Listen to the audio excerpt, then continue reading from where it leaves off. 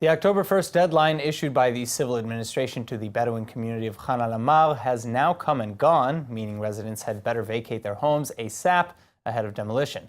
But before any structures can be torn down, Palestinian officials and rights activists are already threatening human rights lawsuits against individual soldiers who might participate in the eviction and demolition orders.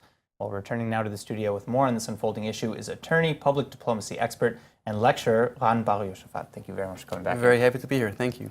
So first of all, are these lawsuits something that the soldiers or the IDF, or the top brass should be worried about? Definitely not. First of all, we need to say something that's very clear and basic, but sometimes people forget there was never a state called Palestine. There is no state called Palestine. So under the ICC, the International Criminal Court, they are an observer. They're not a member state, number one. Number two... Can observer states not... states with observer status not bring up a case to the court? Not in this case. You have 4 criteria when you can bring a case to the ICC. In the case before us, there's nothing that they can do. It's really not relevant. Okay. But you know what is not legal? To threaten someone. To threaten someone, that's illegal. And right now, this pamphlet, which is based on lies, is a threat to IDF forces. That I hope that the Israeli police will do something about that.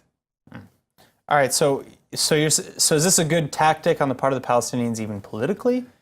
I would argue what are you saying there? What would you say that they're trying to accomplish? So let's just understand the framework. According to the ICC mandate is based on the Rome Statute, which means that first of all, it's not binding. So even if there will be some sort of the declarative there, it means nothing. Second of all, Israel, also the US by the way, is not signed on that convention. So we're not part of it. So you have 4 different criteria in order to be able to take someone to sue them in the ICC. In the case before us, it's not really relevant. Furthermore, one of the best ways for any country, but especially in Israel, if you want to avoid going to the ICC, one of the ways to do that is when you involve the Israeli Supreme Court, which was exactly what happened in this case.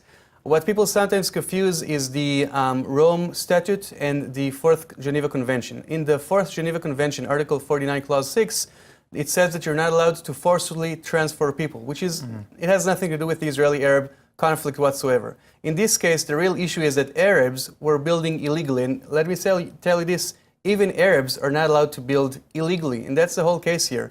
People who build illegally and their houses are being demolished. And that's the end of the story. There's nothing that they can do and sue Israel at the ICC for that. If anything, I think that threatening IDF soldiers, that's something that the Israeli police should take care of. Now, I understand that you've mentioned that certain cases cannot be brought to the ICC or to The Hague, regardless of who they're being brought by or against, because in this case specifically, at least, Israel is not even a member of the Rome Statute. But we've also heard, at least over the last few months, Israeli farmers and residents of the South threatening to take Gaza and Hamas really to the ICC, to The Hague, over incendiary balloons and all the attacks along the border. So does that not work vice versa? No. Can we sue Hamas? I'll try to first of all, yes, I'll try to explain.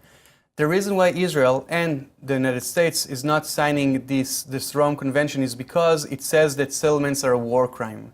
By the way, only in Israel, not in northern Cyprus, not in Western Sahara, only when Jews live in Judea, that's a war crime, which is why many countries did not sign it. But there are criteria when you actually do commit war crimes. For instance, when Hamas are using civilians as human shields and they're firing at civilians, that is a war crime. Sure. So yes, and Israel, because it is a member state of the United Nations, it does have more power. When something happens in its territory, then it has the ability to take a case in front of a court. But let's say that the Palestinian Authority will be able to somehow, I don't know how, sue Israel at the ICC. It is meaningless. It's not a binding decision. So I'm not really worried at all about that. I see.